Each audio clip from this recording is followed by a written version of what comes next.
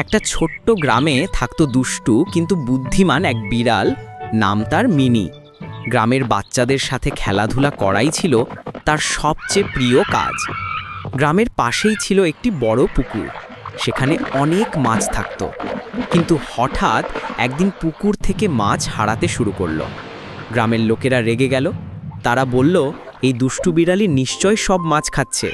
কিন্তু আসলে মিনি কখনো মাছ খেত না, তবুও তাকে দোষী বানানো হলো। এতে মিনি খুব দুঃখ পেল। সে ভাবল, না, সত্যিটা আমাকে সবাইকে দেখাতে হবে। সেই রাতে পূর্ণিমার আলোয় পুকুরের ধারে লুকিয়ে বসে রইল মিনি। হঠাৎ সে দেখল জলের মধ্যে ঢেউ উঠছে, কিছু একটা নড়াচড়া করছে। অবাক হয়ে সে দেখল একটা বড় সাদা বক পাখি পুকুরে নেমে মাছ ধরছে। এ আসল চোর তো এই বক পাখি। পরদিন সকালে মিনি সবাইকে ডেকে আনলো। সে দেখালো বক পাখি কিভাবে মাছ চুরি করছে।